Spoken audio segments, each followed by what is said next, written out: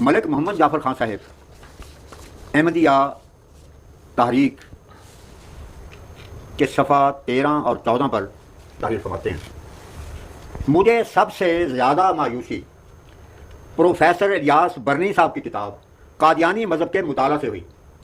کئی لوگوں سے میں نے اس کتاب کی تعریف سنی تھی، پھر مصنف کے نسبت معلوم ہوا کہ وہ مولوی نہیں ہیں بلکہ کالج کے پروفیسر ہیں اور وہ بھی اقتصادیات کے۔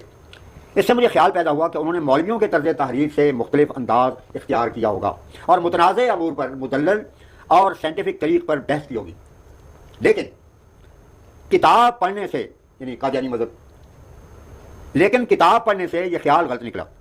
کتاب کے محاسن میں سب سے بڑی بات یہ بیان کی گئی ہے کہ مصنف نے اپنی طرف سے بہت کم لکھا ہے۔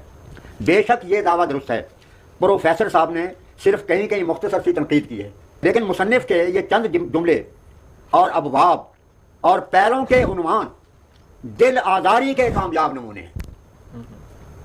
لیکن مصنف کے یہ چند جملے اور ابواب اور پیروں کے عنوان دل آزاری کے کامیاب نمونے ہیں۔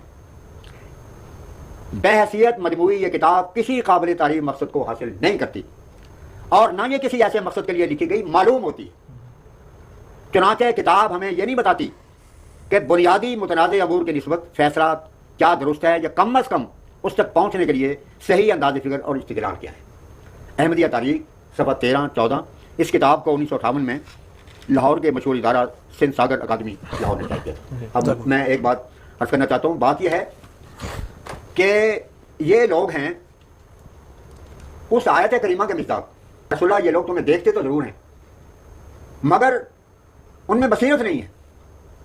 یہی وجہ ہے کہ ابو جہل سے بڑھ کر محمد عربی صلی اللہ علیہ وسلم کو قریب سے دیکھنے والا کون ہوگا؟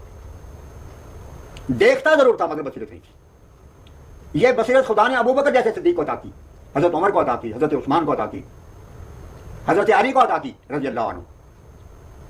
تو قادیانی مذہب میں حضرت نے صرف حوالوں کو اکٹھا کر کے دیکھا ضرور ہے مگر ابو جہل کی طرح بصیرت موجود نہیں تھی۔ یہ بالکل ویسے ہی بات ہے، اس لیے نام بھی رکھا ہے قادیانیت۔ یہ ان کی مذہبی بنائی ہوئی قادیانیت ہے، اس طرح کی کوئی قادیانیت دنیا میں موجود نہیں جس کا تصور الیاس برنی نے پیدا کرنے کی کوشش کی ہے۔ یہ ملا پیش کرتا ہے، ہم تو حیران ہیں کہ وہ قادیانیت کہاں پر موجود ہے جس کے نام پر اشتعال پھیلایا جاتا ہے۔ احمدی تو وہ ہیں کہ ہر چیز گوارا کر سکتا ہے ہر احمدی، مگر محمد عربی صلی اللہ علیہ وسلم کے عشق اور محبت کے بارے میں کچھ سودا نہیں کر سکتا۔ احمدیت کا کرائٹیریا یہی ہے، ہم وہی عقیدہ مانتے ہیں جس سے محمد صلی اللہ کی شان دوبالا ہوتی ہے۔ ہر وہ عقیدہ جس سے عظمت رسول داغدار ہو گئے یہ عقیدہ نہیں، یہ ملا کا عقیدہ ہے۔ ہم نہیں مانتے اور ڈنکے کی چوٹ اعلان کرتے ہیں، ہم تسلیم کرنے کے لیے تیار نہیں کہ نبیوں کے سردار تو زمین میں دفن ہو اور حضرت عیسیٰ کو خدا تعالیٰ آسمان پر اٹھا کر لے جائے۔ غیرت کے جائے عیسیٰ زندہ ہو آسمان پر، مدفون ہو زمین میں شاہ جہاں ہمارا۔ ہم نہیں تسلیم کرتے اور کبھی نہیں کریں گے، خواہ میں زندہ جلا دیا جائے کہ ہم یہ خیال کریں کہ فیضان نبوت بنی اسرائیل کے یہودی نبی کو عطا کیا جائے گا محمد صلی اللہ کے بعد، مگر امت محمدیہ میں صرف دجال پیدا کیے جائیں گے۔ ہم لعنت بیچتے ہیں اس عقیدے پر۔ فیضان تو ہے ہی محمد صلی اللہ کا، خود رسول اللہ فرماتے ہیں کہ کنت خاتم النبیین والآدم بین الماء والطین، خدا نے مجھ کو اس وقت ختم نبوت کا تاج پہنایا تھا جبکہ آدم ابھی مٹی اور پانی کے درمیان تھا۔ تو جو نبی آئے وہ محمد صلی اللہ کے نور سے فیضیاب ہو گئے تھے۔ اور میں آپ کو یہ بتانا چاہتا ہوں، احمدیت اس مقام ختم نبوت کے جو اعلان کر رہی ہے خدا کے فضل سے، دیوبندیوں میں سے شبیر عثمانی جیسا شخص کہ جس نے اصحاب لے کے دنیا کو بتایا کہ احمدی مرتد ہیں اور واجب القتل ہیں، ان کے نوٹ دیکھیں قرآن مجید کے، ان کے حاشیے پر لکھا ہوا موجود ہے ختم نبوت کے معنی کہ جس طرح تمام نور سورج سے شروع ہوتا ہے اسی طرح تمام نور سورج پر ختم بھی ہوتے ہیں، پیدا بھی وہیں سے ہوتے ہیں، ختم بھی اسی پر ہوتے ہیں۔ اور آگے فرماتے ہیں اور ترجمہ آخری نبی کا نہیں کرتے جس طرح کے مولوی حضرات آج تک کر رہے ہیں۔ پرانے دیوبندی ترجمے میں خاتم النبیین کے معنی نبیوں کی مور کے لکھے ہیں۔ خود تعالیٰ شاہ صاحب بخاری کے بعض خطبات میں بھی یہی معنی موجود ہے۔ اور نبیوں کی مور کے معنی کیا ہیں شبیر احمد صاحب عثمانی کے نکاح میں، اور وہ معنی یہ ہیں بدیع لحاظ، یہ مولانا شبیر عثمانی کے الفاظ ہیں، ان کا ترجمہ قرآن دیکھ لیں۔ ادارہ اسلامیات کراچی میں نے بھی شائع کیا ہے، یہاں لاہور میں بھی آپ کو مل سکتا ہے، اور دیوبندیوں کے یورش کی وجہ سے سعودی مملکت نے بھی اس کو شائع کیا، اگرچہ اس کی اشاعت کے بعد جب وہ سری نگر میں پہنچا تو کشمیریوں نے اس کو واپس کر دیا کہ یہ صحیح اسلام نہیں ہے۔ لیکن بہرحال اس میں یہ حقیقت موجود ہے، آپ پڑھیں، اس میں خاتم النبیین کے معنی کیا لکھے ہیں؟ نبیوں کی مہر۔ اور اس کے حاشے میں لکھے ہیں بدی لحاظ ہم کہہ سکتے ہیں کہ آن حضرت صلی اللہ علیہ وسلم نبیوں کی مور ہیں اور جن کو بھی نبوت ملی ہے آپ کی مور کے ذریعے سے ملی ہے، یہی معنی ہم کرتے ہیں۔ مسیح موعود نے حقیقت الوحی میں یہی بیان کیا ہے کہ خدا نے محمد صلی اللہ علیہ وسلم کو مور عطا کی ہے، وہ چیز جس پر یہ دیوبندی حضرات نے یہ قیامت برپا کی آج تک خدا نے ان کے چوٹی کے عالم سے کرا دیا کہ خاتم النبیین کے معنی آخری یا ختم کرنے والے کے نہیں ہیں، نبیوں کی مور کے ہیں، اور یہ وہ مور ہے جو کہ اس وقت سے کام کر رہی ہے جب کہ ابھی نبی پیدا بھی نہیں ہوئے تھے، دنیا میں نبی بنے تو محمد کی مور کے ذریعے سے بنے۔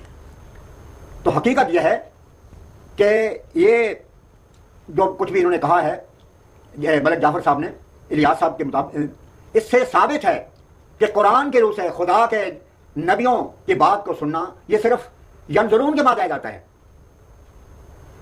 جو بصیرت محمد صلی اللہ کو دیکھنے کے لحاظ سے ابوبکر صدیق کی تھی، اسی نے محمد صلی اللہ کے غلاموں میں ان کو شامل کیا۔ لیکن الیاس برنی کی طرح ابو جہل صرف دیکھتا ہی رہا، ابوبکر صدیق کی روح اس کے پاس موجود نہیں تھی، اس لیے نہ الیاس برنی کو اسلام کا پتہ ہے نہ احمدیت کا پتہ ہے۔ میں نے جو بات ختم کرنی تھی اس کا ایک چھوٹا سا واقعہ جان کر کے پھر میں اس سوال کی طرف آؤں گا جو آپ کی طرف سے پیش کیا جائے گا۔ کہتے ہیں کہ ایک شخص گجرات کا رہنے والا، یہ وہ زمانے کی بات ہے جب کہ سفینہ حجاج کراچی سے اجازت ہے اور ہوائی جہازوں کا بھی آغاز نہیں ہوتا، یہ تو جنگ عظیم دوم سے پہلے قریباً ہوا ہے، پہلی جنگ کے بعد بھی نہیں یہ صورت ہوئی تھی۔ اکثر جانے والے جو ہیں وہ بیرونی ملکوں میں بھی اسٹیبل کے ذریعے سے جاتے تھے۔ تو وہ شخص حج کرنے کی نیت سے اپنے گاؤں سے کراچی آیا، لیکن وہاں جا کے اسے خیال آیا کہ لوگوں کو کیا پتہ ہے کہ میں نے کراچی کا حج کیا ہے، یہ مکے کا کیا ہے۔ اس نے کاروبار شروع کیا، خوب پیسے کمائے، ایک دو کتابیں عربی بول چال کی بھی خرید لیں۔ جب یہ اطلاع آئی اخباروں میں کہ سفینہ حجاج کراچی پہنچ گیا ہے، اس نے ٹیلی گرام دیا، الحمدللہ حج بیت اللہ سے فارغ ہو کے میں کراچی پہنچ گیا ہوں اور فلاں گاڑی کے ذریعے سے آ رہا ہوں، جہاں ان کا بڑا استقبال ہوا، حاجی صاحب زندہ باد۔ ایک مجلس میں ایک بچے نے پوچھا کہ یہ اللہ کا بڑا فضل ہے کہ اس گاؤں میں سب سے پہلے حاجی آپ ہیں، تو آپ یہ فرمائیں کہ حضرت اسود تو آپ نے دیکھا ہی ہوگا، اس کی کیفیت کیا ہے؟ کہیں جی سبحان اللہ، بہت ہی بزرگ انسان ہے، مچھرا داڑھی ان کی رکھی ہے اور تہجد گزار اور ایسے مہمان نوازی کے اور دودھ و سخا کے پیکر ہیں کہ میں جب تک مکہ میں رہا انہیں کی مہمانی میں رہا۔ تو سارے کھلا کے ہنس پڑے اور بچی بھی کہنے لگی اعلیٰ حضرت یہ حجت تو کہتے ہی پتھر کو ہیں، تو یہ کون سا حضرت اسود تھا جو آپ کی مہمانی کرتا رہا؟ اس نے 2-3 لفظ یاد کر لیے تھے عربی کے ٹوکن کے طور پر، واللہ باللہ تاللہ، کہنے کہ واللہ باللہ تاللہ۔ جب تک میں وہاں پر رہا ہوں اس وقت تو واقعی انسان ہی تھا وہ۔ اب میں تو عالم الغیب تو نہیں ہوں، اپنی شامتی اعمال کی وجہ سے اگر وہ پتھر بن گیا ہے تو اس کی ذمہ داری مجھ پر آئے نہیں ہوتی۔ تو یہ حاجی کراچی ہیں، حاجی مکہ نہیں ہے۔